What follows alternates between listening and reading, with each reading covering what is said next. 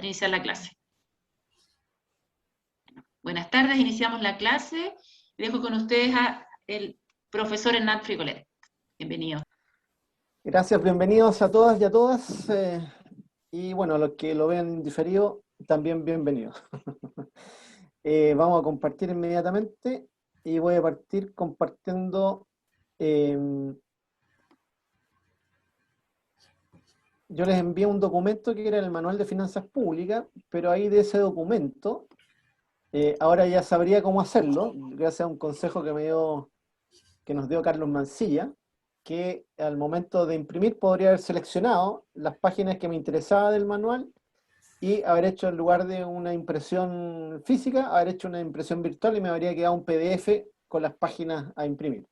La próxima vez se los voy a hacer así para no martirizarlo y creerles que tienen que leer todo el documento. Y de ahí, de ese documento, lo que me interesa es, viene la clasificación de impuestos, ¿sí? En la PPT nosotros vimos los distintos tipos de impuestos, ¿sí? Entonces acá, desde el punto de vista de las finanzas públicas, la principal fuente de financiamiento del presupuesto nacional de cualquier país van a ser los impuestos, ¿sí? Entonces, como es un manual de uso internacional en los distintos países del mundo, es una referencia que recoge la experiencia de varios países, hace una clasificación de uso internacional, y los países se basan en esta clasificación para hacer sus clasificadores de impuestos propios, ¿ya? Y en el caso de Chile, el clasificador de impuestos tiene un uso relativamente importante, tanto por parte del Servicio de Impuesto Interno, porque cada impuesto tiene un código, ¿sí?, específico, y con eso computacionalmente se puede administrar el sistema de recaudación. Y también cuando se arma el presupuesto de la nación, hay una cuenta especial que se llama la cuenta del Tesoro Público, y ahí entonces todos los ingresos, ¿sí?, que recauda el Estado y que van a financiar el presupuesto, van a esta cuenta del Tesoro Público. Y ahí se detallan entonces cada uno de los impuestos que se aplican en Chile y que se basan en este clasificador que propone el Fondo Monetario Internacional y que es un clasificador de uso internacional. Ahora ya no solamente desde el Fondo Monetario Internacional, sino que está el Banco Mundial, está la OECD y está las estadísticas de Naciones Unidas que usan esta clasificación. Entonces, tal como hemos visto, los impuestos se dividen en los impuestos que son directos, ¿sí? Y entonces el primer grupo de impuestos, como se ve aquí en la pantalla, es los impuestos sobre el ingreso, las utilidades y las ganancias de capital, ¿sí? Y ahí se van haciendo, como en un clasificador, se van haciendo subgrupos de impuestos. Y para fines de hacer control de gestión de la recaudación, se separan los impuestos que van a pagar las personas naturales, o sea, personas de carne y hueso, ¿sí?, de las que pagan las corporaciones o los entes jurídicos, ¿ya? Entonces, en el clasificador se ponen los impuestos sobre la utilidad y las ganancias de capital y se segmenta aquellos impuestos que afectan a las personas y los impuestos que afectan a los entes jurídicos. Después vienen los impuestos sobre la nómina y la fuerza de trabajo, que en Chile no es aplicado. En el pasado, en la década de los 70, había un impuesto sobre la nómina y la fuerza de trabajo. Ese impuesto, por ejemplo, es muy utilizado en Argentina, ¿sí? En Argentina se utiliza mucho el impuesto sobre la nómina y la fuerza de trabajo. Entonces, es un impuesto que identifica una base tributable que es más difícil de eludir, ¿sí? Porque a la medida que hay sindicatos, que los contratos de los trabajadores son formales y hay contratos, entonces hay nóminas de pago. Y se utiliza esa fuente como base tributable y por eso se utilizan en países donde a veces es más difícil cobrar impuestos. Después vienen los impuestos sobre la propiedad, ¿sí?, que ya es un impuesto de tipo patrimonial, ¿sí? Entonces ahí se distinguen lo que se llaman los impuestos recurrentes sobre la propiedad inmueble. Ahí estarían lo que son nuestros impuestos más conocidos como las contribuciones a bienes raíces, ¿sí? Después hay impuestos recurrentes sobre la riqueza neta. Ahí estamos hablando principalmente de patrimonio financiero. Y cuando hablan de riqueza neta, es los activos financieros descontadas las deudas financieras. Entonces, esa es otra forma de obtener el gravamen. Impuestos sobre sucesiones, herencias y regalos. Es lo que veíamos anteriormente, todo lo que tiene que ver con gravar las herencias y las donaciones, ¿sí? Después vienen impuestos sobre transacciones financieras y de capital, que en nuestro caso tenemos un ejemplo de ese tipo de impuestos. Cuando uno va y ve un crédito hipotecario, uno paga un impuesto, ¿sí? Que es el impuesto al mutuo o el impuesto a los actos jurídicos. Entonces, ese es un tipo de impuesto sobre transacciones financieras y de capital, ¿sí? O también cuando uno tiene una tarjeta de crédito y uno usa la tarjeta de crédito, después cuando le llega la cuenta, sale un pago de impuestos. Ese es el impuesto que pagamos todo en forma, a veces sin darnos cuenta. Entonces, la próxima vez que les llegue la liquidación, vean lo que les tocó pagar de impuestos, si es que usaron la línea de crédito o la tarjeta de crédito, ¿ya? Después vienen otros impuestos no recurrentes sobre la propiedad. Eso es cuando se hace un impuesto que es por una vez, ¿sí? A eso se refiere impuestos no recurrentes. Y algunos países, en algunos momentos, hacen ese tipo de impuestos. Por ejemplo, en el gobierno de la presidenta Bachelet, se hizo un impuesto especial por una vez para la repatriación de capitales que estuvieran en el exterior, ¿sí? Entonces ahí estamos en términos de otro impuesto no recurrente sobre la propiedad, en este caso de activos financieros que están fuera del país. Y otros impuestos recurrentes sobre la propiedad. Siempre hay un otros, porque los países pueden crear impuestos que a nivel internacional nadie se ha imaginado. Entonces, impuestos específicos que no estén en los otros tipos, acá en esta categoría de los otros. Después entramos ya a los impuestos de tipo más indirectos, ¿sí? En los anteriores estamos grabando o las rentas, o el patrimonio, o las planillas de sueldo, ¿sí? Entonces, esas eran las categorías de impuestos directos. Y ahora nos pasamos a la categoría de impuestos indirectos, que son los impuestos sobre los bienes y servicios. Y tenemos primero los impuestos generales sobre los bienes y servicios, y la primera categoría que aparece dentro de los impuestos generales sobre bienes y servicios es impuestos sobre el valor agregado, ¿sí? Que es el impuesto que opera en Chile, ¿sí? La operatoria del impuesto al valor agregado tiene un sistema de débitos y de créditos y se paga un diferencial, ¿ya?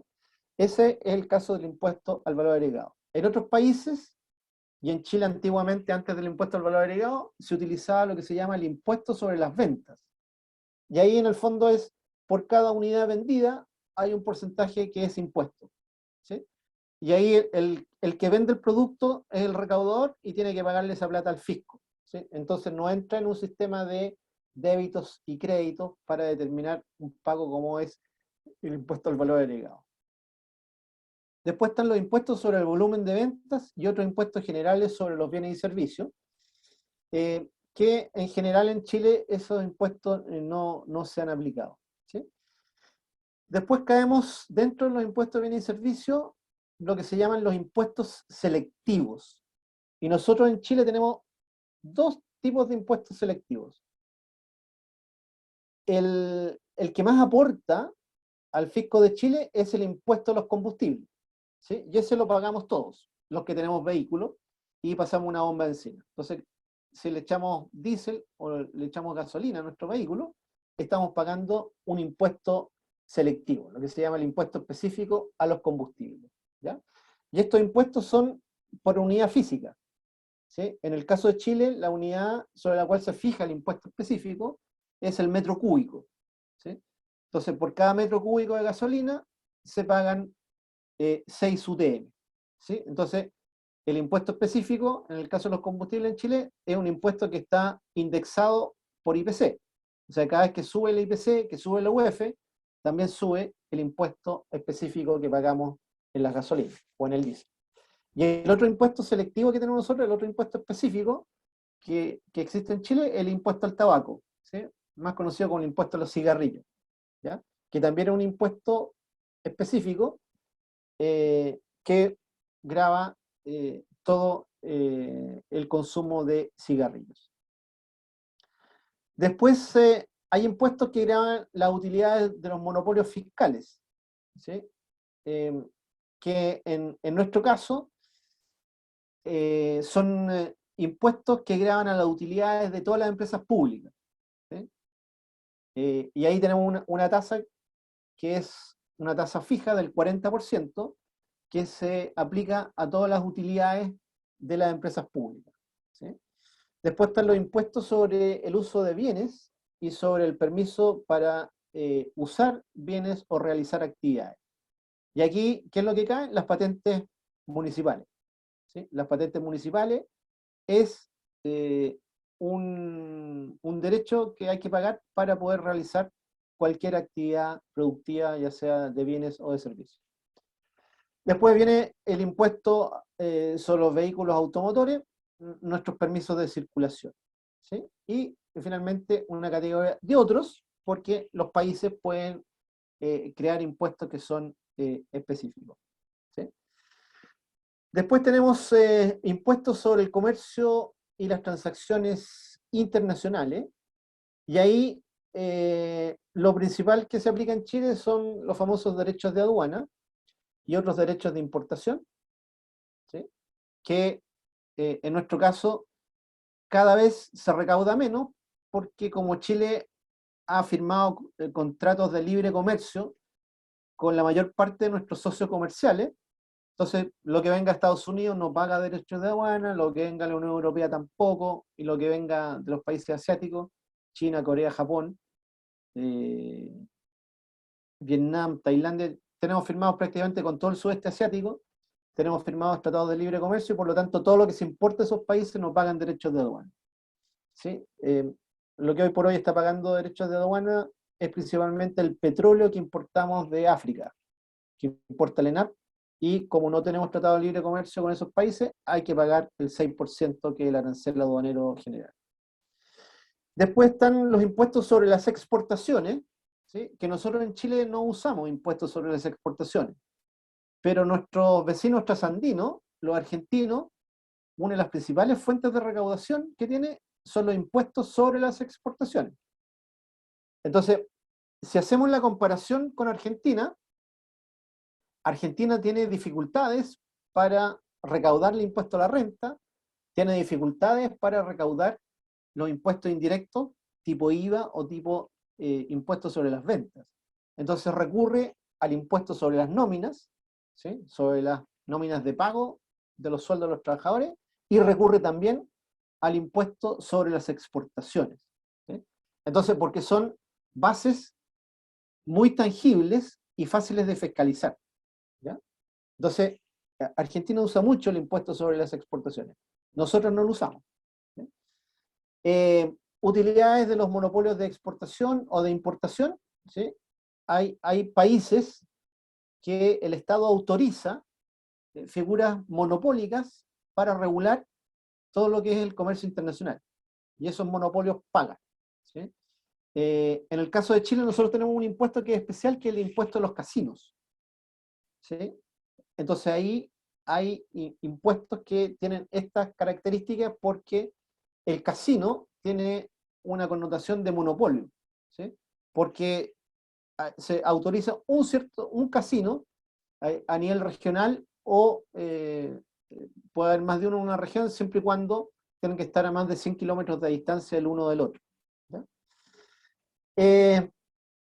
Sobre operaciones cambiarias, etcétera, eso en Chile no ocurre, en otros países sí ocurre, ¿ya? Entonces, eso es más o menos para tener una idea de cuáles son los tipos de impuestos que se reconocen y el clasificador de impuestos. El clasificador de impuestos detallado de Chile, lo vamos a ver después más adelante, forma parte de la ley de presupuesto, ¿sí? Entonces, la ley de presupuesto tiene 3 documentos que son clave. El primero es el proyecto de ley de presupuesto, ¿sí? Que por estos días debe estar terminando de analizarse por parte del Congreso, el presupuesto 2022. Entonces, el proyecto de ley de presupuesto incorpora todo el listado detallado de los impuestos que se van a cobrar en el próximo ejercicio presupuestario. ¿Ya? Entonces, el proyecto de ley de presupuesto considera eso. Después tenemos la ley de presupuesto, que es consagrar el proyecto de ley como una ley. Y eso deberá estar por estos días llegando a su término. La discusión del presupuesto tiene fecha de término el 30 de noviembre, y en torno al 5 de diciembre deberá quedar promulgado ya la ley de presupuesto del año 2022. Y asociado a eso, se genera un tercer documento, que son después las instrucciones para la ejecución del presupuesto. Y en esas instrucciones queda definido el clasificador tributario que va a estar vigente el año 2022. ¿Sí? Y ese es el que permite entonces tener control sobre los dineros que van a entrar al Tesoro Público y al Servicio de Impuesto Interno, hacer el control de gestión y fiscalizar la recaudación para cada tipo de impuesto en especial. Dicho eso, cerramos ese cuadro, que era solamente para mostrarles eso, y volvemos a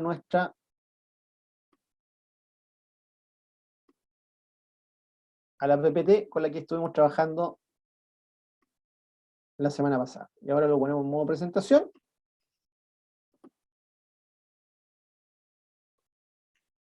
¿Ya? Entonces, ¿qué es lo que estuvimos revisando ahora? El listado más detallado del clasificador internacional de tipos de impuestos. Y eso es lo que estamos viendo ahí, por eso dice referencia, manual de finanzas públicas, que yo les puse todo el manual, y revisamos ahí el capítulo 5. ¿Sí? Después en el capítulo 5, si les interesa, para cada tipo de impuesto está explicado con mayor detalle cuáles son los tipos de impuestos que podamos encontrar en cada una de esas clasificaciones. Eso se los dejo ahí de tarea de lectura complementaria. Esto lo vamos a ver más adelante, ¿sí? Lo que yo les comentaba, que en las instrucciones de la ejecución del presupuesto queda entonces el clasificador oficial de impuestos con el cual Chile va a hacer todo su modelo de control de gestión de la recaudación, y también permite estructurar la contabilidad presupuestaria del Tesoro Público. Entonces, ahora veamos las partes prácticas, ¿sí? ¿Cómo se las ingenia el Estado de Chile para recaudar los impuestos? ¿Sí? Entonces aquí yo les presento lo que se llama el sistema de administración tributaria. ¿Sí? Y en el sistema de administración tributaria tenemos dos instituciones que son clave desde el punto de vista de la fiscalización y las plataformas digitales para que las personas puedan pagar los impuestos, ¿sí? Que son el Servicio de Impuestos Internos y el Servicio Nacional de Aduanas. Y ellos se coordinan ¿con quién? Con la Tesorería General de la República. ¿Y por qué con la Tesorería General de la República? Porque la Tesorería General de la República es la que maneja la cuenta única fiscal. ¿Y qué es la cuenta única fiscal? Es la cuenta corriente del Tesoro Público. ¿Ya? Entonces, el Servicio de Impuestos Internos, al Servicio de Impuestos Internos no le llega ningún peso pagado de impuestos. ¿Sí? Todo lo que se pague de impuestos utiliza la plataforma del Servicio de Impuestos Internos, pero cuando llega el momento de pagar y de actuar con el banco respectivo, ese pago no va al Servicio de Impuestos Internos, sino que va directamente a la Tesorería General de la República, a la cuenta única fiscal, que es la cuenta del Tesoro Público. Entonces, ¿cuáles son los formularios que utiliza el Servicio de Impuestos Internos para que se puedan pagar los impuestos? ¿Sí? Y entonces, el formulario más utilizado, que es un formulario de uso mensual, es el famoso formulario 29. ¿Ya? Y en el formulario 29 se recaudan tanto impuestos directos como impuestos indirectos. ¿Sí? Entonces, el formulario 29, así es la jerga más ciudadana, se conoce como el formulario del IVA, ¿sí? Porque efectivamente en el formulario 29 se pide mucha información para fiscalizar el IVA. Ahí las personas tienen que declarar las ventas.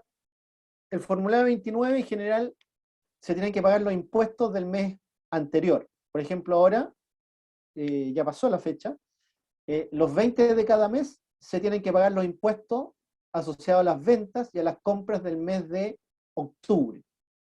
¿Ya? Entonces, ¿qué es lo que pide el formulario 29? Como se pagan los 20 de cada mes, se pide que se informen las ventas que realizó la empresa durante el mes de octubre. Y también pide que se informen las compras que hizo la empresa en el mes de octubre. Y con eso entonces, en ese formulario, ¿qué es lo que se va a determinar? La diferencia del IVA, el IVA que se aplicó a las ventas que hizo la empresa y al cual se deduce el IVA que pagó en las compras que hizo la empresa. Entonces lo que se le va a pagar al fisco es la diferencia. ¿Sí? Entonces el formulario 29 por eso es conocido como el IVA, porque pide mucha información de las ventas y pide mucha información de las compras. Aquí hay un resumen ejecutivo, porque pide las ventas afectas, las ventas exentas, las ventas con boleta, etc. Pide un sinnúmero de cosas. ¿Ya? Porque también esta información que está acá la usa el Servicio de Impuesto Interno en sus bases de datos para fiscalizar de que efectivamente lo que se está declarando es fidedigno. ¿Ya? Entonces, con eso, las empresas declaran sus ventas, declaran sus compras y se determina el IVA que tienen que transferirle al fisco. ¿Ya? También en este formulario se aplica el impuesto a la ley de alcoholes, que es un impuesto adicional al IVA. ¿Sí? Entonces también en el formulario 29 se declara el ILA, otro impuesto indirecto que es complementario al IVA. ¿Ya? Y eso entonces lo fiscaliza el Servicio de Impuesto Interno, y cuando los contribuyentes completan este formulario, les va a dar entonces la información necesaria para decir cuánto es el IVA que tienen que pagar y cuánto es el ILA que tienen que pagar si es que están en el rubro de la producción, venta o comercialización de bebidas alcohólicas y analcohólicas afecta impuestos. ¿Ya? Pero como les digo, una vez que uno completó el formulario y tiene que pagar, va directamente el pago al Tesoro Público en la cuenta única fiscal que administra la tesorería. Pero en el formulario 29 no solamente está la información del IVA, sino que está la información de impuestos directos. ¿Sí? Las empresas, cuando a los trabajadores le pagan su sueldo, ¿sí?, le hacen una liquidación y le calculan el impuesto que les corresponde pagar. ¿Sí? Y hacen una retención, ¿sí?, de las remuneraciones, retienen el impuesto que tienen que pagar. Y ese impuesto retenido, el 20 de cada mes, entonces el impuesto retenido de las remuneraciones liquidadas en el mes de octubre, ese impuesto, el 20 de noviembre, ese impuesto se lo tienen que traspasar al Tesoro Público. ¿Sí? Ese impuesto es a cuenta de los trabajadores. La empresa se los retiene y se los traspasa a el Tesoro Público. Y después la declaración de impuestos queda registrado ese pago a cuenta de la remuneración que recibieron los trabajadores. Entonces, esto también se traspasa al Tesoro Público. Y si es que hay contratación de servicios por la vía de boletas de honorarios, ¿sí?, la empresa que hizo el contrato a honorarios y que recibe la boleta retiene, este año el 11,5%, retiene el 11,5%. O sea, si yo hice una prestación de servicio y entrego una boleta, la empresa que recibe mi boleta, yo le doy una boleta por 1.000.000 y él me va a descontar el 11,5% de ese millón y me va a depositar 115.000 pesos menos del millón. ¿Sí? O sea, me va a depositar 885.000 pesos. Eso es lo que me va a depositar en mi cuenta corriente. ¿Y qué pasó con los 115.000 pesos? Los 115.000 pesos los retuvo y se los va a tener que transferir ¿a quién? Al Tesoro Público. ¿Dónde? En el mismo declaración del formulario 29. ¿Ya? Y finalmente, también, así como se retienen los impuestos del trabajo, ya sea por la vía de las remuneraciones o de los honorarios, en el mismo formulario 29 se retienen pagos provisionales a cuenta del impuesto sobre las utilidades, ¿sí? Que son los famosos PPM. ¿Y qué significan los famosos PPM? Pago provisional de impuestos, ¿sí? Mensuales, pago provisional mensual del impuesto de primera categoría, ¿sí? ¿Cuál es el impuesto de primera categoría? El impuesto corporativo que pagan las empresas sobre sus utilidades. Pero como las empresas no están calculando las utilidades mes a mes, se utiliza un coeficiente, ¿sí? Un coeficiente que permite estimar más o menos qué porcentaje de las ventas es utilidad de la empresa. Entonces, en función de eso, de ese pago provisional mensual, el fisco se asegura que todos los meses le va a llegar una cantidad de pago de impuestos de las utilidades de la empresa que más adelante se va a reliquidar. Pero sí se asegura que va a recaudar todos los impuestos indirectos, el IVA y el impuesto a la ley de alcoholes, y va a recaudar los impuestos que afectan al trabajo, ya sea con contrato o vía honorarios, y por supuesto los impuestos que afectan a las utilidades de la empresa a través de este pago provisional mensual como anticipo del pago de primera categoría o impuesto corporativo, ¿ya? Entonces, este formulario 29 es el formulario más importante que administra el Servicio de Impuesto Interno. ¿Y por qué el más importante? Es porque el que le asegura que el fisco tenga caja, ¿sí? Esto es una recaudación mensual. Imagínense, los 20 de cada mes se recauda prácticamente el 90% de todos los impuestos, ¿sí? Entonces, imagínense ustedes esa operación, ¿sí? Los 20 de cada mes hay aproximadamente ese día. ¿Alguien está con el micrófono abierto? Diana, estás con el micrófono abierto.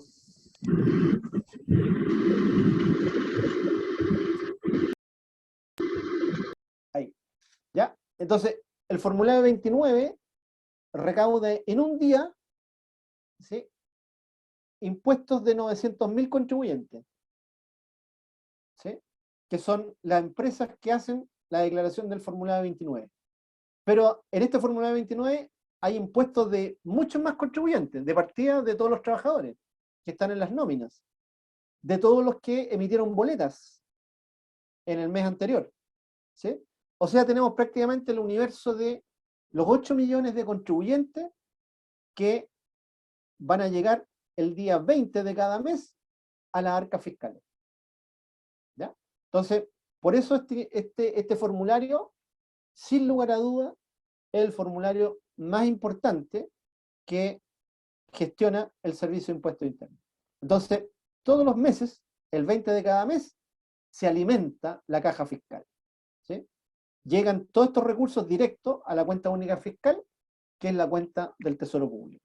Ni un peso queda en el Servicio de Impuesto Interno, y ahora, más adelante vamos a ver el Servicio Nacional, ni un peso queda en manos del Servicio Nacional de Aduanas. Todo pasa directamente a la cuenta única fiscal, ¿ya? Entonces, el formulario 29 es uno de los formularios de lo que se conoce como la declaración de impuestos y pago simultáneo, ¿sí? Porque la plataforma del servicio, uno completa el formulario y le va dando, en la medida que va metiendo información, le va dando el monto que hay que pagarle al fisco, ¿ya? Y cuando se llega y se aplica el botón de pagar, y ahí ya no está operando la plataforma del Servicio de Impuesto Interno, sino que está operando la plataforma de la Tesorería General de la República, que va a permitir entonces que con el banco conectado se materialice el pago, e inmediatamente el banco entonces queda ahora con la obligación de traspasar esos fondos a la cuenta única fiscal, ¿sí? Todo esto es transparente para el contribuyente. El contribuyente no tiene idea de lo que está pasando con el pago de sus impuestos, ¿sí? Pero para que tengan claridad de que los impuestos que se declaran en estos formularios y se pagó, esa plata llegó al Tesoro Público y nadie pudo tocarla en el camino. ¿Ya? Después el otro impuesto que administra el Servicio de Impuesto Interno, y mucho otro, pero el segundo en importancia es el famoso formulario 22. ¿Y cuál es el formulario 22? El formulario de la famosa operación renta. ¿Sí? ¿Y cuándo se tiene que completar el formulario 22? En abril de cada año. Este es un formulario de pago de impuesto anual. Y el formulario de la operación renta, pero es el formulario para pagar el impuesto global complementario. ¿Sí? ¿Qué es lo que es el impuesto global complementario? Es cuando se reliquidan los impuestos directos. ¿Sí? Una persona puede tener distintas fuentes de ingresos. Por ejemplo, yo tengo distintas fuentes de ingresos. Trabajo para la Universidad de los Lagos, trabajo para la Universidad de Santiago de Chile y además hago asesoría. ¿Sí? Entonces, en la Universidad de los Lagos estoy con un contrato de honorarios, emito boleta. En la Universidad de Santiago de Chile estoy con un contrato a contrata. ¿Sí? Tengo un sueldo. Y en la asesoría generalmente también se hacen con boletas de honorario. Entonces, ¿qué es lo que me toca hacer en abril? Es reliquidar todas esas fuentes de ingresos y determinar entonces si me corresponde pagar un impuesto adicional a los que me retuvieron durante el año, porque cuando emito boleta a las universidades o a los que me contratan, ellos me retienen el 11,5. Y la Universidad de Santiago me retiene el impuesto único porque ahí tengo un contrato. ¿Ya? Pero en abril, ¿qué es lo que ocurre? Se suman todos estos ingresos y me reliquidan el impuesto. Y ahí me puede dar una diferencia a favor o me puede dar una diferencia en contra y tengo que pagar un impuesto adicional. ¿Ya? En el formulario 22, ¿qué es lo que hacen? Las empresas reliquidan el impuesto de primera categoría. Porque recuerden que todos los meses ellos fueron pagando el famoso PPM, el pago provisional mensual, ¿sí? Como anticipo del impuesto de primera categoría. Y aquí entonces, ¿qué es lo que se hace? Se determina el impuesto porque ya se conoce la utilidad de la empresa. Y se determina el impuesto real. Entonces se determina el impuesto real y se le resta lo que se pagó de PPM.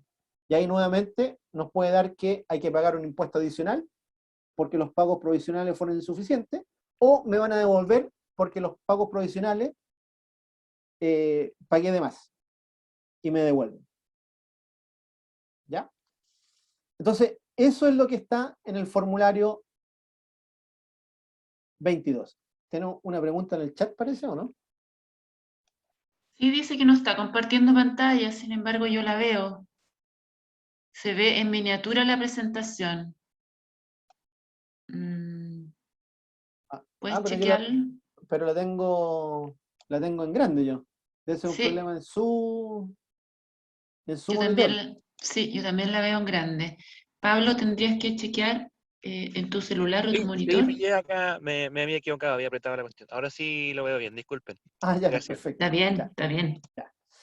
¿Ya? Entonces, es el rol del formulario 22 y de la operación renta. Es una instancia donde se reliquidan los impuestos.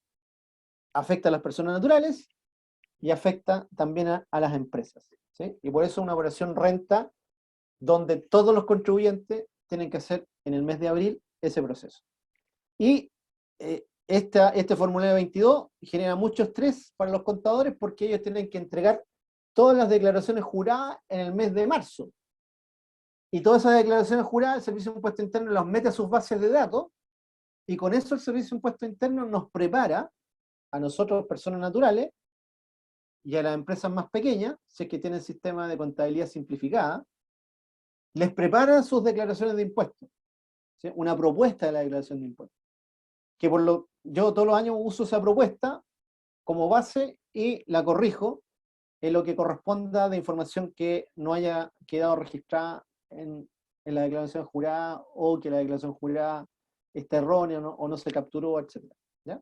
Pero el Servicio de Impuesto Interno, entonces, durante el mes de marzo, está obteniendo mucha información y que después nos la pone a disposición, preparándonos una propuesta de declaración de impuestos que nosotros podemos validarla o complementarla y pagar los impuestos entonces a más tardar el 30 de abril. Y finalmente llegamos al Servicio Nacional de Aduana, que el documento clave acá es la famosa DIM, es la Declaración de Importación. ¿Por qué? Porque para determinar cuáles son los impuestos que tiene que pagar una importación, la base para calcular todos los impuestos, incluido el IVA, es el valor CIF de lo que yo estoy importando, ¿sí? El valor CIF es la factura internacional que me da el proveedor del país donde yo estoy trayendo el producto. Entonces, si estoy trayendo un producto de China, me va a dar una factura con el valor CIF del producto que me está vendiendo desde China, desde Estados Unidos, de Europa, de cualquier lugar del mundo. La factura internacional viene con este valor CIF, ¿sí? Que la sigla del valor CIF dice, viene del inglés, Cost Insurance Freight.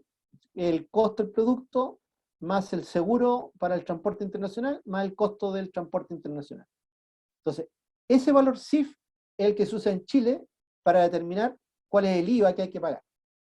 Entonces, el valor CIF se calcula en pesos, con el tipo de cambio del día anterior de presentación de la declaración de importación, y entonces ahí yo tengo la base sobre la cual hay que aplicar el impuesto. Y entonces, ¿cómo calculamos el IVA que tiene que pagar ese importador?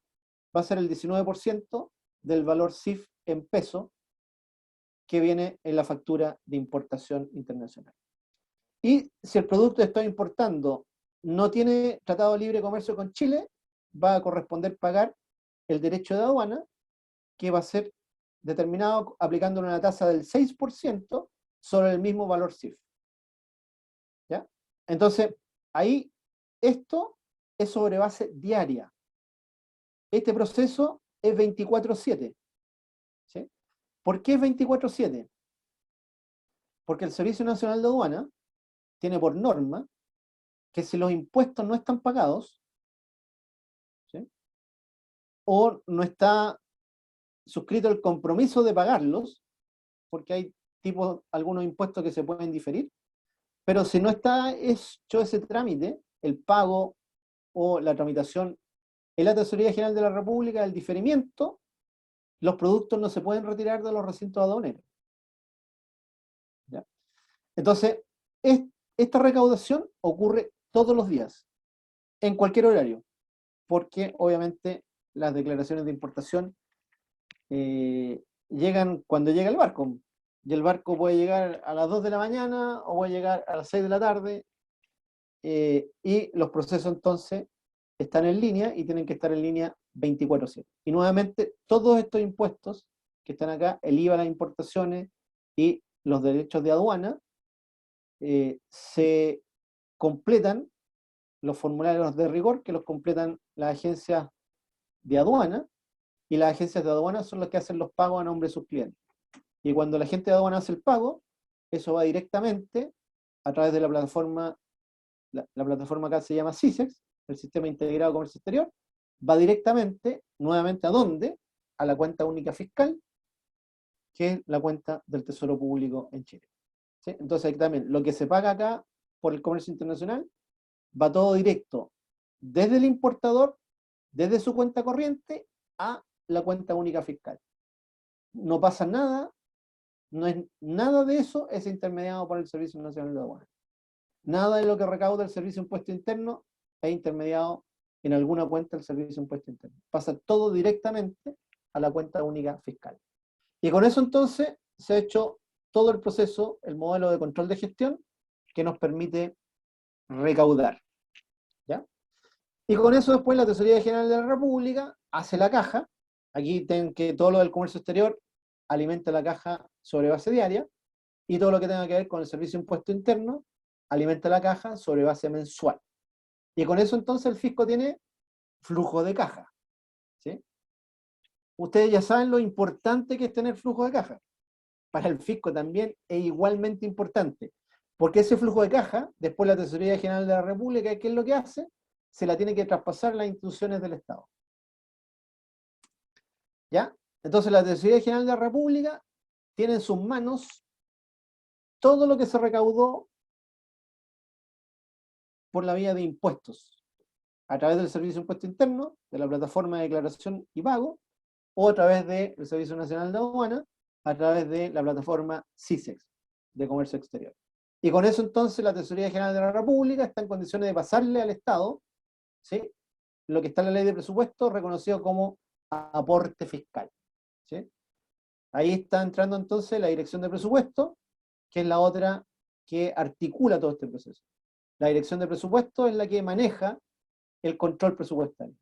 Y ella es la que está manejando lo que se llama el programa de caja mensual. Entonces, la Tesorería General de la República no puede sacar plata del Tesoro Público cuando se le antoje, ¿sí? El tesorero general lo único que cautela es que no salga ni un peso sin que venga una instrucción de giro de la cuenta única fiscal. ¿Y quién provee las instrucciones de giro? El ministro de Hacienda, delegando eso en el director de presupuesto. ¿Y el director de presupuesto cuál es su obligación? Entregar los recursos que dice la ley de presupuesto. Y la ley de presupuesto fija el aporte fiscal que le va a llegar a cada una de las instituciones del Estado. Entonces la Dirección de Presupuesto, ¿qué es lo que hace? Configura un programa de caja. ¿Y qué es lo que es eso? Un conjunto de instrucciones, hoy por hoy es todo digital, de modo que la tesorería transfiera a las cuentas corrientes de las instituciones del Estado el aporte fiscal que le corresponde según el programa de caja mensual. Y además, estas instituciones del Estado tienen que tener esas cuentas corrientes registradas en la tesorería, y no solamente registradas en la tesorería, sino que autorizadas por la Contraloría. Entonces, cada peso que sale de la cuenta única fiscal va a una cuenta específica de la institución que recibe el aporte.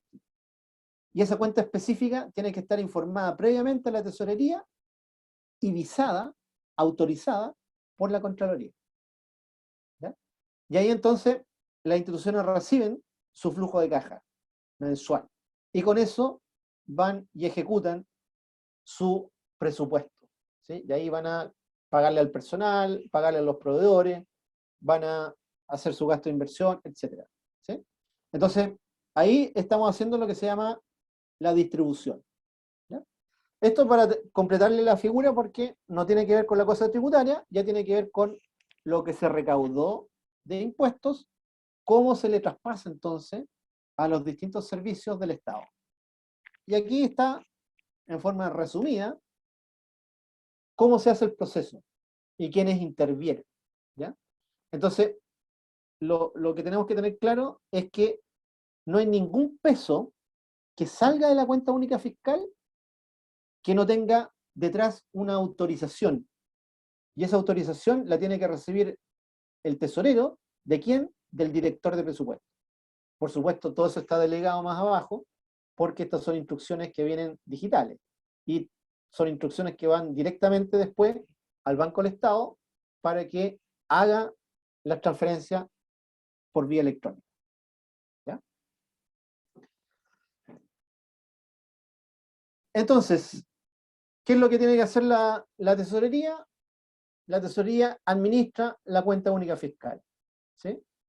Y con eso tiene un sistema automático de egresos, que es donde quedan registradas todas las instrucciones que llegan de la Dirección de Presupuesto para pagar el aporte fiscal. También tienen que llegar instrucciones para cubrir las garantías estatales, ¿sí?, de empresas públicas, para pagar los bonos laborales de las personas que se jubilaron y que tienen derecho a bono laboral. Y para pasarle todos los impuestos que recauda la tesorería para los municipios, ¿sí? Principalmente las contribuciones de bienes raíces, y algunos municipios también le piden a la tesorería que les recaude los permisos de circulación. Es decir, le pone la tesorería a disposición un botón de pago, que es lo que hace que esos pagos entren a la cuenta única fiscal, y después la tesorería entonces se los traspasa a las respectivas municipalidades. Y los saldos de caja diario, ¿qué es lo que tiene que hacer la tesorería? Invertirla. No puede haber ningún peso que no le genere renta al Estado. ¿Ya? Y se va armando entonces la contabilidad del Tesoro Público. Entonces aquí se completa la contabilidad del Tesoro Público. Cuando los contribuyentes hacen los pagos de los impuestos, quedan registrados los ingresos del Tesoro Público. Y cuando la Tesorería recibe las instrucciones de la Dirección de Presupuesto, de lo que le tiene que transferir como aporte fiscal, como garantía, como bono laboral, y lo que le transfiere a las municipalidades, se hace la parte de los gastos del Tesoro Público. Y ahí entonces queda hecha la contabilidad del Tesoro Público. Todo esto en forma automatizada. El sueño de los contadores, que la máquina haga la pega. ¿Ah?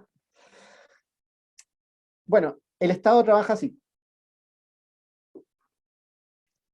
Ya. Entonces, vamos a entrar ahora a cómo opera la tributación indirecta. ¿Sí?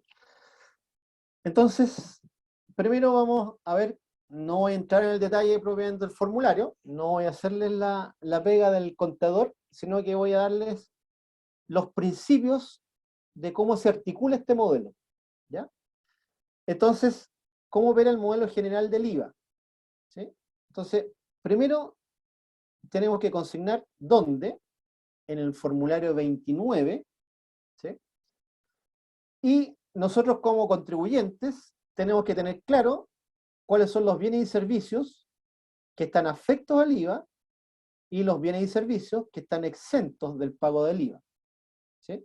Entonces, para efectos de completar la información en el formulario 29, yo voy a tener que poner por un lado las ventas que están afectas al IVA y por otro lado las ventas que están exentas del pago del IVA. ¿Sí? Después hago la compilación. ¿Qué quiere decir eso? Informo las ventas que están afectas al IVA. ¿Sí? Y con eso estoy yo informando al Servicio de Impuesto Interno cuál es la base sobre la cual se va a aplicar la tasa del IVA. Y ahí entonces, sobre esa base, sobre estas ventas, se genera lo que se llama el IVA débito fiscal. El IVA que le tengo que pagar al fisco. Eso es lo que quiere decir esto. ¿Sí? Que sería el 19% de las ventas afectas. Entonces, con eso ya tengo la primera parte de la película completada. Después viene la segunda parte de la película, y que tiene que ver con la información de las compras que yo realicé. Al igual que en las ventas, las compras yo las tengo que segmentar e identificar con claridad. Los bienes y servicios que están afectos al pago del IVA, y por lo tanto que yo compré pagando IVA, y las compras que están exentas del pago del IVA, que también se las tengo que informar al servicio en el mismo formulario. ¿Sí? Y ahí lo que tengo entonces ya es la compilación de las compras afectas, que está identificado el valor de la compra sin IVA, más el IVA que yo le pagué en la factura, o el IVA que está implícito en la boleta, si es que compré con boleta. ¿Ya? Y ahí entonces se genera lo que se llama el crédito fiscal. ¿Qué es lo que es el crédito fiscal? Como yo pagué impuestos a los proveedores que me vendieron con factura o con boleta, ese impuesto que yo pagué en mis compras lo puedo deducir del IVA que yo estoy recaudando en mis ventas.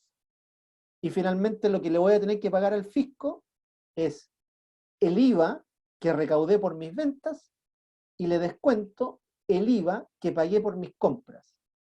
Y ahí sale el IVA a pagar, que va a quedar registrado ¿dónde? En el formulario 29. ¿Con qué frecuencia tengo que hacer esto? Lo tengo que hacer todos los meses, porque la declaración del formulario 29 es obligatoria. ¿Ya? Todos los meses tengo que hacer la declaración. Si un mes no tuve ventas, ¿sí? O un mes no tuve compras, bueno, esa parte del formulario va a ir en blanco. Y si no tuve ni ventas ni compras, tengo que entregar el formulario en blanco, en esta parte. Porque recuerden que el formulario 29 no solamente tenía toda la información del IVA, sino que tiene información de otros impuestos que son principalmente retenidos por la empresa. ¿Ya? Entonces, este es el modelo general del IVA. El famoso ILA, el impuesto que se aplica sobre las bebidas alcohólicas y analcohólicas es un impuesto adicional al IVA, ¿sí? Entonces aquí los que operan en el rubro de la compra y venta de bebidas alcohólicas y analcohólicas, ¿qué es lo que tienen que hacer? Identificar la venta por tipo de bebida vendida, ¿sí? ¿Por qué eso? Porque las cervezas tienen un impuesto, los vinos tienen otro impuesto y el pisco tiene otro impuesto. Entonces yo tengo que, cada bebida, agrupar sus ventas según el tipo de impuesto que les toca pagar o según el tipo de bebida que estoy vendiendo. Entonces, después, ¿qué es lo que se hace? Una compilación de las ventas afecta el impuesto de la ley de alcoholes por categoría de bebida vendida, ¿ya? Y con eso se va a generar entonces el débito fiscal por categoría, ¿sí? Entonces, la cerveza van a decir, este es el IVA que afectó las ventas de las cervezas que vendí, este es el IVA que afectó al vino que vendí, y este es el IVA que afectó al whisky y al pisco que vendí, ¿ya? Entonces, eso es lo que va a quedar consignado, ¿dónde? En el formulario 29, de lo que tiene que ver con las ventas de bebidas alcohólicas. Y al igual como este es un modelo adicional al IVA, lo mismo en términos de las compras, ¿sí? Como yo soy un comercializador, le estoy comprando a distribuidores mayoristas las bebidas, o a los productores las cervezas o el vino, ¿sí? Entonces tengo la identificación de la bebida comprada según la tasa que le aplica. Cerveza, vinos, licores fuertes, ¿ya? Después hago la compilación de las compras afectas por categoría y con eso tengo la generación del crédito fiscal por categoría. Y aquí, al igual que en el IVA, ¿qué es lo que va a ocurrir? Voy a tener un impuesto a la ley de alcoholes débito, el que afectó a mis ventas, y un impuesto a la ley de alcoholes crédito fiscal, que es el impuesto que yo pagué por las bebidas que compré para revender, y eso lo puedo descontar, y me va a dar entonces un ILA a pagar, ¿ya? Entonces, así opera la tributación indirecta en el modelo general del IVA, más el modelo específico del IVA, que afecta a todo lo que tiene que ver con la comercialización de bebidas alcohólicas y analcohólicas en el país. ¿Ya? Oiga, tengo una duda. Sí, claro. O sea, es un tremendo negocio para el Estado que nosotros compremos alcohol. Sí, claro. Es un negocio para el Estado, pero el Estado con este impuesto y el fundamento de este impuesto y por qué se recarga con respecto a otro, es porque el consumo del alcohol genera pérdidas sociales y genera demanda de servicios hospitalarios, y por eso entonces en todos los países el alcohol y los cigarrillos tienen este tipo de impuestos porque generan daño a la población y eso recarga los sistemas de salud y todo lo demás. Ese es el fundamento de este tipo de impuestos, ¿ya? Ahí la tasa depende de la cantidad de grado alcohólico, ¿cierto? Aumenta a medida que Sí, sea más... por eso las cervezas tienen el más bajo, después van los vinos, las cervezas en general tienen 5 grados alcohólicos, los vinos están en torno al 11, y después el pisco y los demás empiezan, no sé, pues, de 30 grados hacia arriba, Ya. ¿ya? Más encima, si el licor viene de afuera, pagó el impuesto de la aduana en la entrada. Sí, pero eso lo puedes deducir acá. Si Ah, tú ya, lo pagaste, ese va a tener crédito fiscal ahí, claro. y lo deduces, ¿ya? Igual que en el IVA. El IVA que pagan las importaciones lo deduces cuando vende el producto importado. No, pero el arancel ese no se salva a nadie. Ah, no, el arancel no. Pero si viene de un país de tratado de libre comercio, no se paga. Claro. Si tú importas whisky de Inglaterra, bueno, ahora que se salieron de la Unión Europea, no sé qué va a pasar. Entonces, pero bueno, hasta hace poco no se pagaba. Si importan, no sé, pues, ¿qué otros licores? No, todos los whisky son ingleses. Mm. Bueno, coñac francés no va a pagar impuestos, ¿sí? Etcétera. Eso. El Gracias. último impuesto importante que tiene que ver en la tributación indirecta, el famoso impuesto a los combustibles, ¿sí? Entonces, este impuesto es de cargo del productor o del importador, ¿ya? Aquí, el que paga, el mayor pagador de impuestos a los combustibles, ¿quién es? Es la ENAP, ¿sí? Porque la mayor parte de los combustibles que consumimos salen de las refinerías de la ENAP. La ENAP importa el petróleo crudo, lo procesa y nos entrega la gasolina y el petróleo diésel, ¿sí? Entonces se aplican cargos diferenciados por tipo de combustible, ¿sí? Las gasolinas pagan un tipo de impuesto, el diésel paga otro tipo de impuesto. Y la base de cálculo es por metro cúbico. Un metro cúbico son 1000 litros aproximadamente, ¿ya? Y es un impuesto específico, ¿ya? Dentro de la familia de los impuestos que vimos, es un impuesto selectivo o también denominado impuesto específico. ¿Cuál es la carga tributaria soportada? El derecho de aduana si proviene de país sin TLC, pero el que importa directamente combustible ya refinado es COPEC, y su importación de combustible es de países con TLC, por lo tanto no pagan derechos de aduana.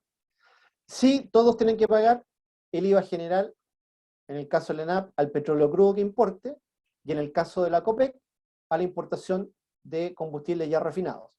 Entonces, el IVA tasa general lo pagan todos. Y además, tienen que pagar cuando entregan a la red de distribución, en el caso del diésel, 1,5 UTM por metro cúbico, y en el caso de las gasolinas, 6 UTM por metro cúbico. En el caso de la gasolina, 6 UTM la UTM está en torno a, si la UF está en 30.000, la UTM está en 50.000, ¿sí? Entonces, 6 UTM son 300.000 pesos. 300.000 pesos por cada 1000 litros. Por lo tanto, en cada litro de gasolina tenemos aproximadamente 300 pesos de impuesto.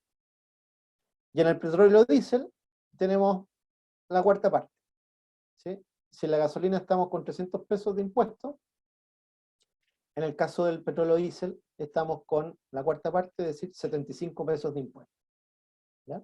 Entonces, hay 225 pesos de diferencia entre el diésel y la gasolina, que estaría explicado únicamente por la diferencia de impuestos, ¿ya? Y esos son los impuestos que pagamos silenciosamente cada vez que echamos combustible en cualquier bomba de benzina del país. Y el último que me queda ver, para cerrar la clase 1 y la clase 2, el impuesto a los cigarrillos, ¿sí? Aquí también el impuesto es de cargo del productor o del importador, en este caso un monopolio, ¿sí? La tabacalera es la que prácticamente hace toda la producción y toda la importación. Se aplica un modelo híbrido. ¿En qué consiste el modelo híbrido? Hay un impuesto al valor, o sea, por cada cajetilla hay un impuesto al valor de la cajetilla, y hay un impuesto específico para cada cigarrillo, ¿sí? Que se expresa en fraccional de UTM, ¿sí? Entonces, ¿cuál es la carga tributaria soportada? Derecho de aduana, si es que estoy importando cigarrillos que vienen de un país sin TLC. Si la importación es de países con TLC, no hay derecho de aduana. El IVA general a la producción o a la importación, ¿sí? Independientemente de que sea un producto que se produce acá, va a pagar IVA, y si se importa el cigarrillo listo en cartones o en cajetilla, también se paga el IVA a la importación. Y adicional a eso, se paga el impuesto al valor por cajetilla, por valor de cada cajetilla. Se está importando el valor CIF de cada cajetilla, y si hay una producción, el valor CIF de cada cajetilla, el valor de venta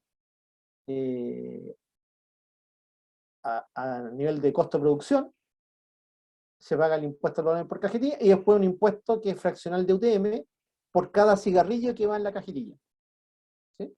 Entonces, ese es el impuesto que pagamos en los cigarrillos. Si una cajetilla de cigarrillo hoy por hoy está en 4.000 pesos, aproximadamente 2.500 pesos son impuestos, entre el IVA general y el impuesto específico que se aplica al valor de la cajetilla y a cada cigarrillo incluido en cada cajetilla. ¿Okay?